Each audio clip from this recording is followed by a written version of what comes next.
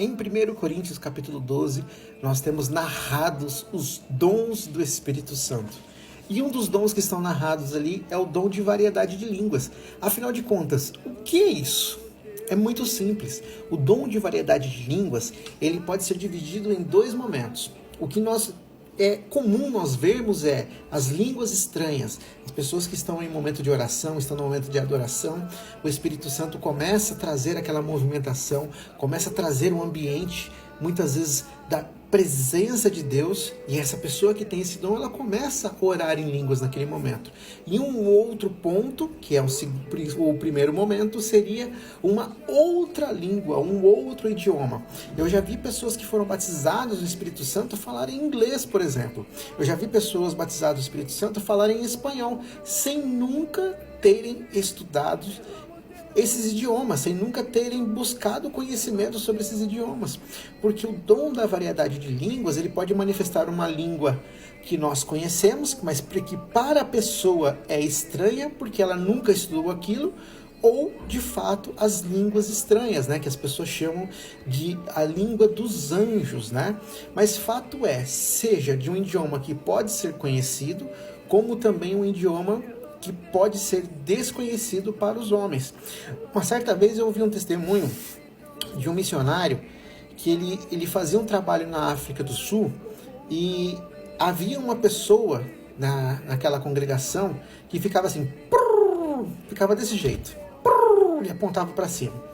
E quando esse missionário retorna depois de muito tempo ao Brasil, ele está conversando com um grupo de pastores, um grupo de missionários, e ele fala assim, rapaz, eu fui num lugar assim, assado, e tinha um irmão lá que ficava fazendo isso.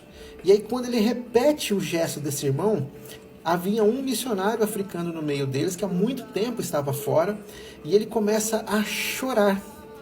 Por que ele começa a chorar? Porque o Senhor naquele momento, meu Deus, estou arrepiado, naquele momento, o Senhor levou ele à sua infância, levou ele à sua origem. Esse simples gesto, no idioma dele era glória a Deus.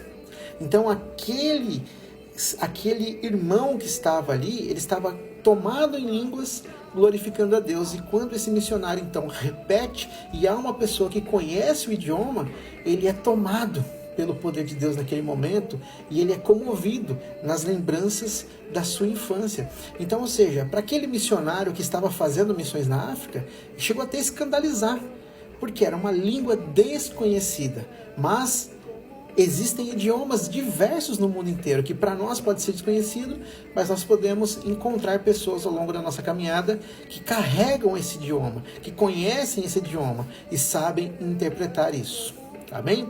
Então, o dom de línguas, ele pode ser uma língua estranha ou uma língua estranha para a pessoa mais conhecida mundialmente.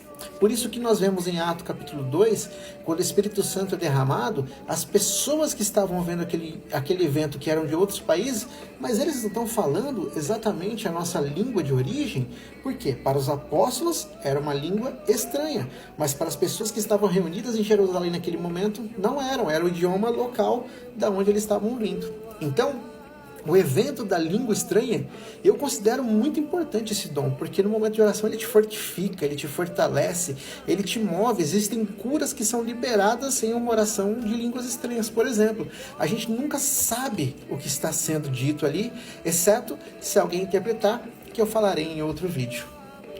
Deus te abençoe.